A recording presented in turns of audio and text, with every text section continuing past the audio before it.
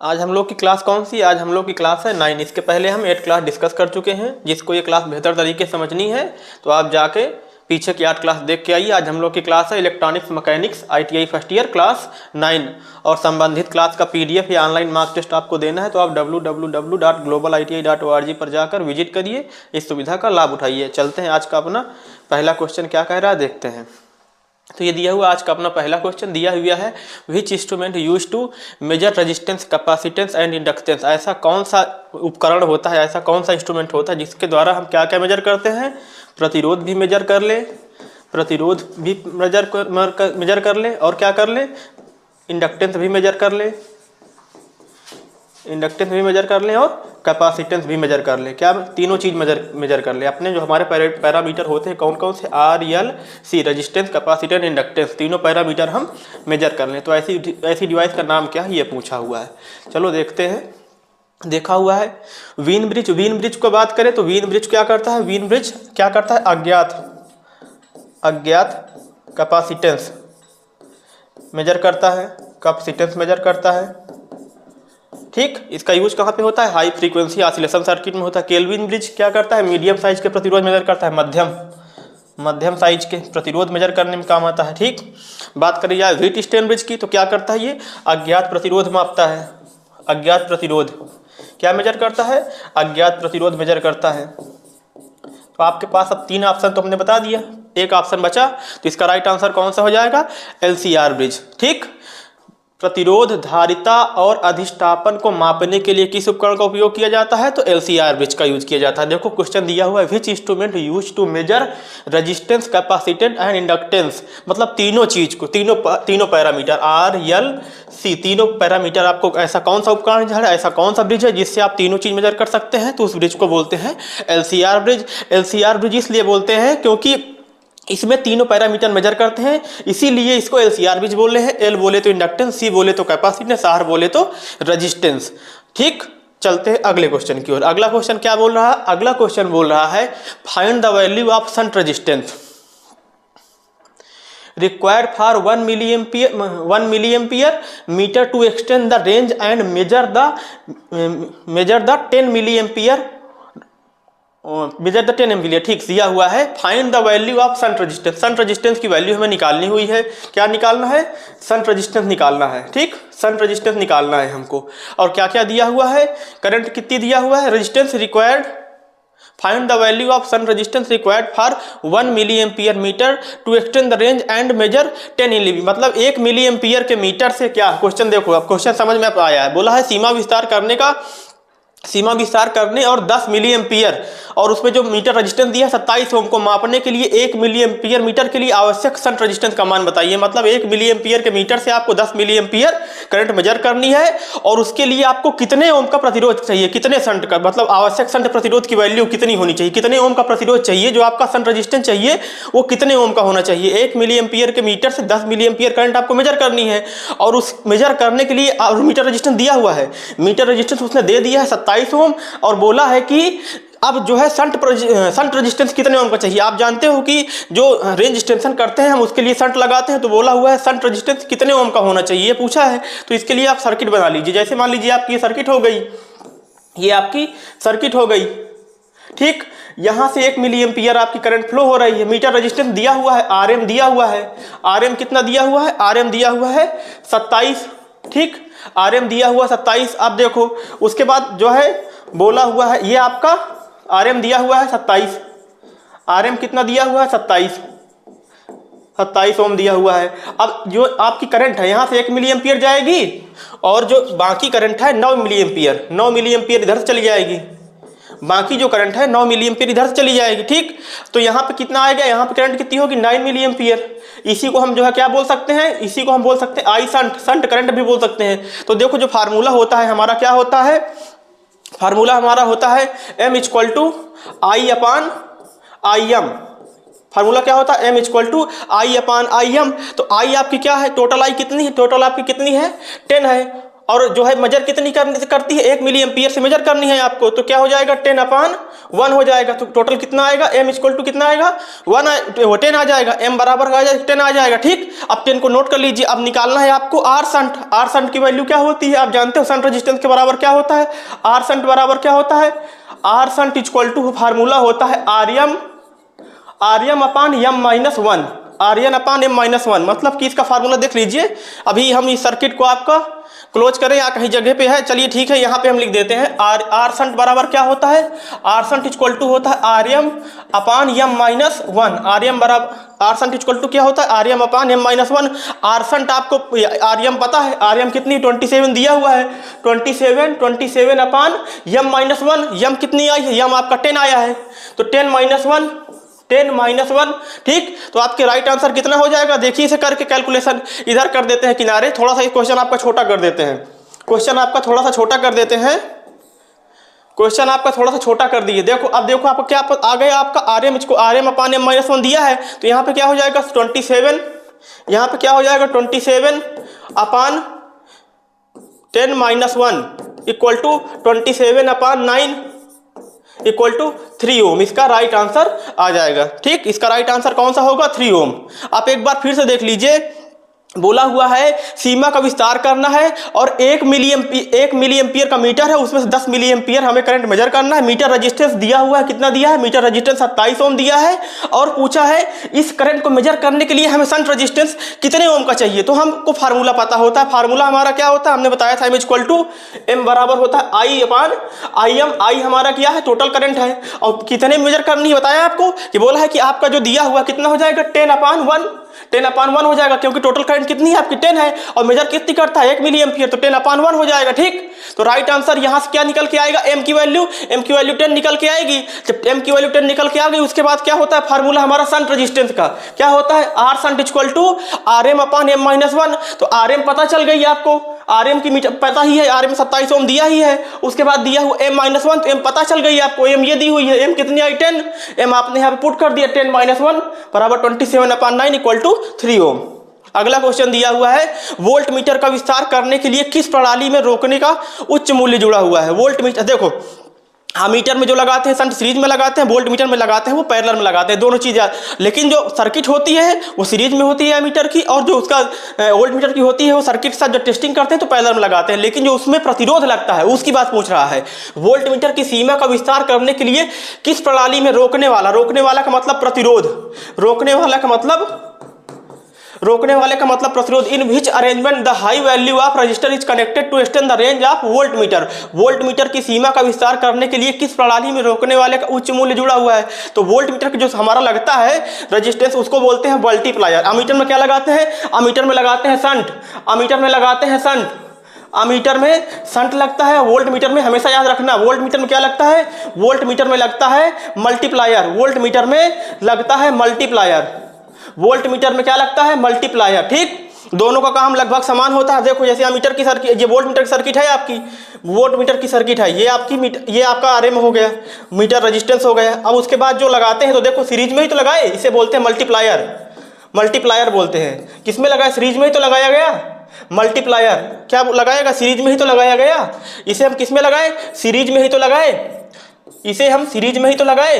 देखो सीरीज में लगा है कि नहीं लगा, तो इसका राइट आंसर किसमें हो जाएगा, सीरीज होगा। ठीक, स्टार की बात करें, डेल्टा की बात करें, ऐसा कोई नहीं होगा। अगर बात करता पैरेलल की तो फिर हम वहां पे बात करते हैं अमीटर की। तो यहाँ पे क्या दिया हुआ है, अमीटर में, ये वोल्ट मीटर में क्या लगाएंगे, आपका जो रेजिस्टेंस है मल्टीप्लायर बोलते हैं इसको, क्या बोलते हैं मल्टीप्लायर, इसको बोलते हैं मल्टीप्लायर। इसको किसमें लगाएंगे, इसको लगाएंगे सीरीज में। अगला क्वेश्चन देखते हैं, अगला क्वेश्चन क्या दिया है, बैटरी किस एनालॉग मीटर में दी गई है। In which analog meter the battery is provided. तो कौन सा होता है, ओम मीटर।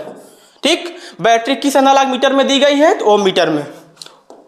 अगला क्वेश्चन दिया हुआ, सीआरओ में कौन सा फंक्शन नियंत्रण ट्रेस शार्पर को समायोजित करें। कंट्रोलिंग के लिए बोला हुआ है, which function control CRO adjust the trace sharper. Trace sharper को कौन सा कंट्रोलिंग करता है, तो उसको कंट्रोल करता है फोकस। किसको कंट्रोलिंग करता है, फोकस को कंट्रोलिंग करता है। अब बात की जाए इंटेंसिटी की, तो इंटेंसिटी क्या होती है, तीव्रता होती है, किसी भी चीज की हो सकती है, लाइट की इंटेंसिटी हो सकती है, या हर एक चीज की इंटेंसिटी होती है। ठीक, ट्रिगरिंग सर्किट होता है और एम्पलीट्यूड होता है। एम्पलीट्यूड क्या होता है? एम्पलीट्यूड होता है maximum displacement, maximum change in wave form, maximum change in wave form, या तो कह दीजिए maximum change in wave form, या फिर कह दीजिए पीक टू पीक वैल्यू। ये पॉजिटिव भी होती है, नेगेटिव होती है। जो पीक टू पीक वैल्यू होती है मैक्सिमम चेंज, ये आपकी पीक वैल्यू हो गई, तो maximum change in wave form is called amplitude. Amplitude में क्या होता है? एम्पलीट्यूड जो हमारी वेव फॉर्म होती है उसका मैक्सिमम चेंज। ठीक, अगला क्वेश्चन दिया हुआ है, माप के लिए कौन सा मीटर एक गतिमान कॉइल का उपयोग करता है? पिछला क्वेश्चन आपने देख लिया होगा, किसके लिए होता है? फोकस के लिए होता है। ठीक, अगला क्वेश्चन दिया है, माप के लिए कौन सा मीटर एक गतिमान कॉइल का उपयोग करता है? माप के लिए कौन सा मीटर एक गतिमान कॉइल का उपयोग करता है? Which meter is used moving coil? देखो मूविंग कॉइल बोला हुआ है, गतिमान कॉइल के लिए कौन सा होगा? देखो या तो मैग्नेट मूव करे या तो कॉइल मूव करे। भाई अगर हमें मैग्नेटिक फील्ड चाहिए, दो में एक चीज को मूव करना पड़ेगा, आप जानते हो। तो यहाँ पे क्या बोला हुआ है? विच क्या बोलते हैं? Which meter is use a moving coil for measurement? माप के लिए कौन सा मीटर गतिमान कॉइल का उपयोग करता है? तो देखो हमारे पास इंस्ट्रूमेंट होते हैं कौन कौन से? पीएमएमसी, ठीक, मूविंग कॉइल टाइप होते हैं, एक होते हैं मूविंग आयरन टाइप। उसकी बात अभी हम नहीं करेंगे मूविंग आयरन की, यहाँ बात करेंगे मूविंग कॉइल की। तो जो यहाँ पे परमानेंट मैग्नेट, इसका नाम यहाँ पे जो मैग्नेट होता है ये कौन सा होता है? परमानेंट होता है, परमानेंट मैग्नेट होता है। मैग्नेट कैसा होता है? परमानेंटली होता है। तो मतलब मैग्नेट जो होगा वो परमानेंटली प्रेजेंट होगा, कॉइल मूविंग करेगी। परमानेंट मैग्नेट मूविंग कॉइल कौन सा हो जाएगा? देखो माप के लिए कौन सा मीटर है गतिमान कॉइल का यूज करता है? तो गतिमान कॉइल किसमें यूज होती है? देखो मूविंग कॉइल किसमें है? जो हमारा परमानेंट मैग्नेट होगा उसमें हमारी कॉइल कौन सी होती है? मूविंग कॉइल होती है। तो इसका राइट आंसर कौन सा हो जाएगा? बी नंबर सही हो जाएगा, मूविंग कॉइल। अगला क्वेश्चन दिया हुआ है, चलती कॉइल मीटर के काम में किस पैरामीटर का उपयोग किया जाता है? Which parameter is use in the working of moving coil meter? चलती कॉइल मीटर के काम में किस पैरामीटर का प्रयोग किया जाता है? ठीक, अब देखो चलती कॉइल, फिर से वही क्वेश्चन रिपीटेड किया हुआ है, चलती कॉइल। अब जब चलती कॉइल है, मूविंग कॉइल है, और which parameter is use in the working of moving coil? Permanent moving coil या moving coil? Moving coil instrument की बात किया है। ठीक, तो देखते हैं यहाँ पे spring control, stray magnetic field, और बोला हुआ है eddy current damping, permanent magnetic field. ठीक, अब देखो जब आपका मैग्नेट का है परमानेंट है, तो जो मैग्नेटिक फील्ड आएगा वो परमानेंटली प्रेजेंट रहेगा ना। जब मैग्नेट हमारा परमानेंट है, कॉइल हमारी कौन सी होगी? मूविंग इन नेचर होगी। तो जब मैग्नेटिक फील्ड जनरेट होगा वो कैसा होगा? परमानेंट मैग्नेटिक फील्ड जनरेट होगा। कैसा होगा? Permanent magnetic field. अगला क्वेश्चन देखते हैं। अगला क्वेश्चन क्या दिया हुआ है? डिजिटल मल्टीमीटर का उपयोग करने का क्या फायदा है? डिजिटल मल्टीमीटर का उपयोग करने का क्या फायदा है? इसके पहले तक अभी हम लोग जितना देखिए यहाँ पे डिजिटल की बात किया हुआ है। बात करें एनालॉग की और डिजिटल में, तो एनालॉग में थोड़ी सी क्या हो सकती है कि आपको ऑब्जर्वेशनल एरर हो सकती है। ऑब्जर्वेशनल एरर का मतलब क्या हो सकता है कि आप जो है ह्यूमन एरर हो जाए। आप रीड करते हैं एनालॉग सिस्टम में, जैसे मीटर को आपने रीड किया, अब वहाँ पे दिया हुआ है, आप जो अब खुद दिया हुआ इंडिकेटर आपका दिया हुआ है 5 एम्पीयर पे दिख रहा है, लेकिन आप जो है थोड़ा सा लेफ्ट या राइट होकर देख रहे हैं तो आपको लगेगा कि 5.6 दिया है या 4.9 दिया है। तो ये ऑब्जर्वेशनल एरर ये सब हो सकती हैं, किसमें? जो आपका अदर मीटर है। लेकिन डिजिटल मीटर में क्या होता है? आपको ऐसा कुछ नहीं करना होता, जो भी वैल्यू होती है डायरेक्टली शो हो जाती है। कैसे हो जाती है? प्रत्यक्ष, डायरेक्टली शो हो जाती है, प्रत्यक्ष आपको दिखती है। आपको कुछ करना नहीं होता, आपको सिर्फ वेट करना होता है। जैसे आपका डिजिटल क्या बोलते हैं, आजकल के जो तराजू होते हैं दुकानों में डिजिटल आ गए हैं। जैसे ही आपको 1 kg वेट तय करना है तो आपको कुछ करना नहीं होता, आपको वेट देना है, ऊपर बताता है 1.9 kg या 0.9 kg, जो भी है को वैल्यू वहाँ पे आपको दिखती रहती है, वहाँ पे वैल्यू दिखती है, आपको कुछ करना नहीं होता। लेकिन जो आपके नॉर्मल आपके तराजू पहले वाले होते तो उनमें क्या होता था कि आप जो है 10, 20, 50 ग्राम का एरर को जल्दी से फाइंड नहीं कर पाते। तो ये क्या होता, मतलब एक्यूरेसी बढ़ती है। एक्यूरेसी किस चीज़ की बढ़ती है? कोई भी इंस्ट्रूमेंट हमारा डिजिटल फील्ड का हो, हमें जितने ओम की, जितने एम्पियर का, जितने ओम का रेजिस्टेंस चाहिए, जितने एम्पियर करंट मेजर करनी है, वो हम एक्यूरेटली मेजर कर पाते हैं। तो राइट आंसर कौन सा हो जाएगा? एक्यूरेसी। डिजिटल मल्टीमीटर का उपयोग करने का क्या फायदा है? What is the advantage of using digital multimeter? तो उसका सबसे अच्छा एग्जांपल यही है कि एक्यूरेसी इंक्रीज होती है। एक्यूरेसी का मतलब होता है शुद्धता। या सटीकता, मतलब कि कितना ज़्यादा एक्यूरेट है चीज़, कितना सही है। तो उसके लिए आपको जैसे 5 एम्पियर करंट मेजर करनी है तो आप डिजिटल मल्टीमीटर यूज करोगे तो आपको 5 मिली एम्पियर करंट या 5 एम्पियर करंट एकदम एग्जैक्ट मेजर कर पाओगे। बाकी उस केस में हो सकता है कि आपकी ऑब्जर्वेशनल एरर आ जाए। ऑब्जर्वेशनल मतलब प्रेक्षण संबंधी त्रुटियाँ। कौन से मीटर की गति स्थिर चुंबकीय क्षेत्र से प्रभावित नहीं होती है? हम बार बार बोल रहे हैं, आपके पास दो ही होते हैं। कौन से होते हैं? एक तो मूविंग आयरन इंस्ट्रूमेंट, होते तो बहुत सारे हैं लेकिन जो बेसिकली हम यहाँ पढ़ रहे हैं, थर्मोकपल टाइप होते हैं, इलेक्ट्रोस्टैटिक टाइप होते तो बहुत टाइप के हैं। इंडक्शन टाइप होते हैं, MI type, MC type, moving coil type, moving iron type, permanent magnet, moving coil type, moving iron type, moving iron and moving coil. ठीक, अच्छा मूविंग आयरन किस में वर्क करते हैं? ये एसी तथा डीसी सप्लाई दोनों में काम करते हैं। ये केवल डीसी में, ये केवल डीसी सप्लाई में काम करते हैं। ठीक है, दिया हुआ है कौन सा मीटर की गति स्थिर चुंबकीय क्षेत्रों से प्रभावित नहीं। स्थिर का मतलब होता है विपथित, स्थिर का मतलब होता है विपथित या भटका हुआ। ठीक है, स्टे का मतलब होता है, देखो इंग्लिश और हिंदी में कभी कभी ट्रांसलेट नहीं करता, सेम टू सेम जो इंग्लिश में लिखा होता है उसी को हिंदी में लिख देता है। तो यहाँ पे क्या लिखा हुआ? स्टे। स्टे का मतलब क्या होता है? विपथित। विपथित का मतलब यार समझिए भटका हुआ। ठीक, भटका हुआ। लेकिन जब हमारा मैग्नेट परमानेंट है, जब मैग्नेट हमारा कौन सा है? परमानेंट है, मूविंग कॉयल है, कॉयल मूविंग है, मैग्नेट परमानेंट है। देखो परमानेंट मैग्नेट मूविंग कॉयल का कुछ कंस्ट्रक्शन आपको बता ही देते हैं, थोड़ा सा बता देते हैं। ये आपकी ऊपर एक स्प्रिंग होती है, फिर एक स्प्रिंग आपके नीचे हुई होती है, और ये आपके पोल होते हैं एन एस। ठीक, इस तरीके का कुछ बना हुआ होता है। ये आपका इंडिकेटर होता है,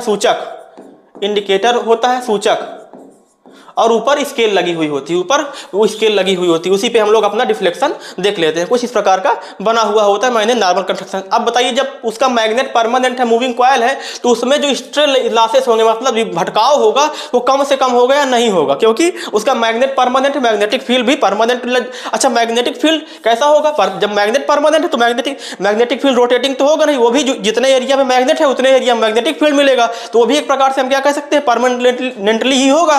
तो कैसा हो जाएगा? यहाँ पे दिया हुआ है PMMC, thermocouple, MI attraction, MI repulsion. तो राइट आंसर कौन सा हो जाएगा जो हमने आपको बताया? कौन सा हो जाएगा? पीएमएमसी, क्योंकि इसका जो मैग्नेटिक फील्ड होता है वो स्ट्रांग होता है। उसका कारण, और मैग्नेटिक फील्ड तो स्ट्रांग होता है, साथ साथ इसकी स्केल भी जो है यूनिफॉर्म होती है। स्केल यूनिफॉर्म क्यों होती है? स्केल यूनिफॉर्म इसलिए होती है क्योंकि जो इसमें टीसी है, इसमें जो टीसी होता है, टीसी इक्वल टू टीडी जो होता है, इसको बोल दे अगर theta will directly proportional to I, जो हमारा जो विक्षेपण बला गुण होगा, जो डिफ्लेक्शन होगा स्केल का। अभी मान लीजिए हमारी स्केल किधर है? अभी हमारी स्केल 0 पर है। ठीक, अभी हमारी स्केल जो कितनी है? 0 पर। अब इसमें क्या आया? टीडी आया। टीडी का मतलब होता है डिफ्लेक्टिंग टार्क। डिफ्लेक्टिंग टार्क लगा, हमारी स्केल कितनी आ गई? 5 एम्पियर पे आ गई। ठीक, 5 एम्पियर रीड कर रही है या 4 एम्पियर, कुछ भी वैल्यू रीड कर रही है। ठीक, जब रीड कर रही है तो यहाँ पे जो डिफ्लेक्शन है, जो कितना डिफ्लेक्शन है? जितनी करंट है, मतलब डिफ्लेक्शन किसके समानुपाती होगा? धारा के समानुपाती होगा। तो इसलिए, और टीसी बराबर टीडी किसमें, ये बताया ना आपको, टीसी इक्वल टू टीडी जो होता है, क्या होता है? टीसी क्या है? कंट्रोलिंग टार्क होता है। टीडी क्या है? डिफ्लेक्टिंग टार्क होता है। मूविंग कॉइल इंस्ट्रूमेंट में जो थीटा है वो डायरेक्टली प्रोपोर्शनल होता है किसके? आई के। अगर बात करें मूविंग आयरन में, तो मूविंग आयरन में क्या होता है? Theta will directly proportional to the I square, current के स्क्वायर के बराबर होता है। ठीक, अब देखो जब थीटा इसका डायरेक्टली प्रोपोर्शनल आई के विक्षेपण कोण है वो किसके? धारा के समानुपाती है। तो उसकी स्केल कैसी होगी? उसकी स्केल भी यूनिफॉर्म होगी। उसकी स्केल कैसी होगी? यूनिफॉर्म होगी। इसकी स्केल नॉन यूनिफॉर्म होगी। यहीं पर आप देख लीजिए मूविंग आयरन मूविंग कॉइल का सिस्टम यहीं पे देख लीजिए। बहुत से क्वेश्चन मिलने वाले हैं, कल तक क्वेश्चन मिलते रहेंगे। तो आज हम इस क्वेश्चन में पूरा सोल्यूशन दे रहे हैं, आपको बार बार फिर नहीं बताएंगे। आप लोग इस वीडियो को वापस रिवर्स आके देख लीजिएगा, आपके डाउट क्लियर हो जाएंगे। इसमें क्या होता है? मूविंग आयरन में क्या होता है? स्केल नॉन यूनिफॉर्म होती है। स्केल क्या होती है? नॉन यूनिफॉर्म होती है। ठीक, और क्या होता है मूविंग आयरन में? ये AC DC दोनों सप्लाई पे काम कर सकते हैं। यूनिफॉर्म होता है स्केल और इसकी सप्लाई क्या होती है, केवल DC सप्लाई। तो ये इसके बेसिकली डिफरेंस होगा किसमें, मूविंग आयरन और मूविंग कॉयल। तो ये पार्ट आपका कौन सा हो गया, ये पार्ट आपका हो गया मूविंग आयरन का। ये पार्ट आपका कौन सा हो गया, ये पार्ट आपका हमने बताया मूविंग आयरन का। और उधर वाला पार्ट जो डिफरेंस है ये आपका मूविंग कॉयल का है। ये किसका है, मूविंग कॉयल का एरिया है। ये आपका मूविंग कॉयल का एरिया है। ठीक, मूविंग कॉयल का एरिया। मूविंग कॉयल में क्या होता है, theta will directly proportional to I होता है। मूविंग आयरन में क्या होता है, theta will directly proportional to I square होता है। और नॉन यूनिफॉर्म स्केल मिलती है किसमें, मूविंग आयरन में, और यूनिफॉर्म स्केल मिलती है किसमें, मूविंग कॉयल में। मूविंग आयरन इंस्ट्रूमेंट हमारे AC तथा DC प्रत्यावर्ती धारा व अदिष्ट धारा दोनों में काम करते हैं। मूविंग कॉयल इंस्ट्रूमेंट क्या होता है, केवल DC पे काम करता है। इसमें जो मैग्नेट होता है वो कैसा होता है, परमानेंटली होता है मैग्नेट। और ये हमारे कौन से पोल हैं, N और S।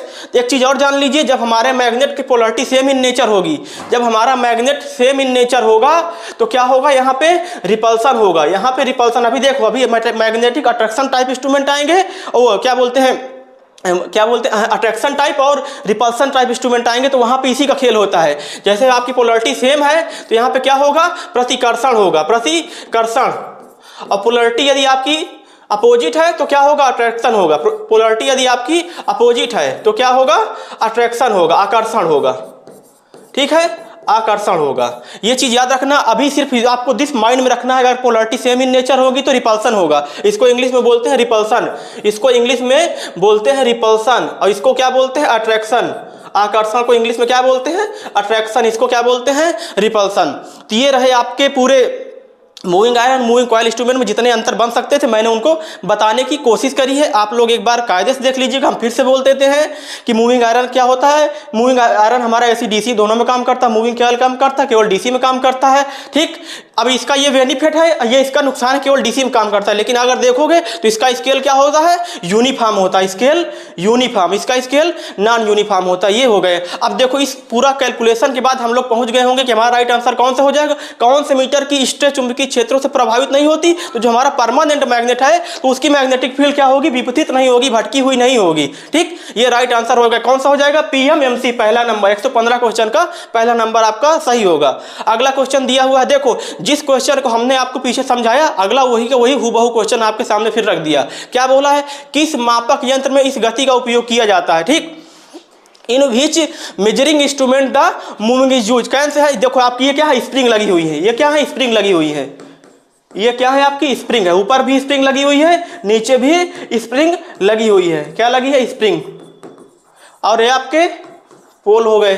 ठीक है, किस मापक यंत्र में इस गति का उपयोग किया जाता है, in which measuring instrument this movement is used. तो कौन सा हो जाएगा, moving coil, moving iron, attraction type, repulsion type. अभी हमने पूरा सेम फिगर यही बना के पीछे समझाया। आप इसको इस क्वेश्चन को करने से पहले जस्ट 116 क्वेश्चन करवा रहे हैं। 115 क्वेश्चन पूरा आप देख लीजिए, वीडियो को रोक कर 2 बार 3 बार जैसे भी समझ में आए आप जो है 115 क्वेश्चन देख लीजिए, हूबहू 116 क्वेश्चन आप कर लेंगे। जो फिगर मैंने पिछले क्वेश्चन बनाया हुआ सेम वही फिगर दिया हुआ है। इसका राइट आंसर कौन सा हो जाएगा, मूविंग कॉयल इंस्ट्रूमेंट। ये रहे आज के हमारे शानदार 10 क्वेश्चन का सीरीज। उसके बाद फिर मिलेंगे नए क्वेश्चन लेकर। तब तक आप लोग पढ़ते रहिए, रिवीजन करते रहिए। यदि इस चैनल से यदि थोड़ी सी भी जानकारी मिल रही, थोड़ा सा भी नॉलेज मिल रहा तो इन सब बच्चों को बताएं, शेयर करें ताकि वो सब बच्चे भी इसका लाभ उठा सके जो इस सुविधा से वंचित हैं। धन्यवाद।